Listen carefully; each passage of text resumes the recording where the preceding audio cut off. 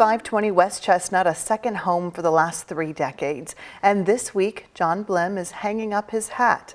Brooke Hash shares the crucial role he's played in the success of our TV station and the WHAS Crusade for Children. We're just a small part of what goes on. And if you went around this room, everybody has a crusade story. John Blim included. It just kind of hit me. It was 30 years. Working in the same place, never imagining how his family would grow. My wife Ann and I started here both in 1994. We planned to stay here for 3 years.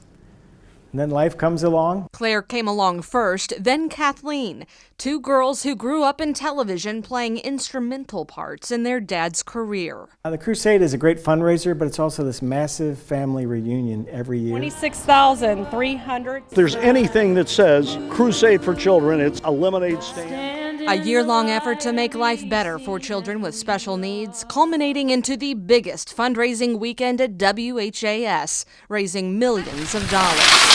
During one of his first years on the job, there, that special dollar's getting wrinkly, but it still spends the same, coming right down the line. We had a dollar bill, and we started in the parking lot, and a kid passed it to somebody else, and we did this daisy chain, snaked it all the way into the studio, live on TV, dropped it in the fishbowl, and for the 50th anniversary, that was the Crusade's $100 millionth raised since 1954. $100 million.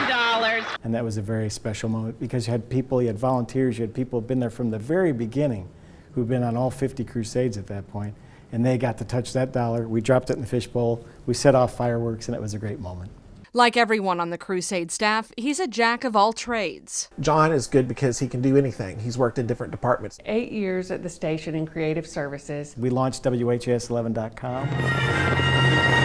We brought Thunderville over to a worldwide audience on Armed Forces Television that they still do today. 22 years at the Crusade. And now he hosts the Crusade for Children show at Moral Side of the News. I don't think anybody else would have been able to have that panel survive the pandemic except John. I mean, he can do it all. He doesn't stand out in the spotlight, but he does so many things behind the scenes, and he knows so much about this station. He told me yesterday there was an alcove in the old newsroom that was an old telephone booth.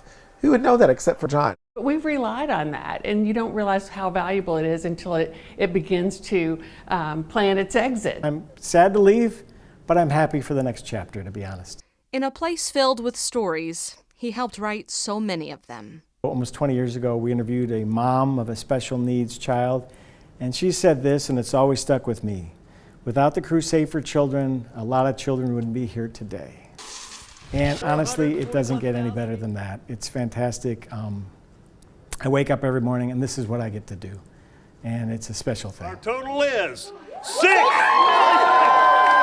In Louisville, Brooke Hash, WHAS 11 on your side. John told us over the years his 2 daughters raised close to $20,000 for the Crusade. And in its first 70 years, the Crusade has raised more than $211 million for special needs children. Congratulations to John, such an important part of the Crusade family and our family right here at WHAS 11.